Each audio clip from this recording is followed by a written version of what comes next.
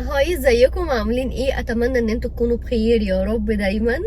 كنت ماشيه في طريق كده، هو شبه غابات.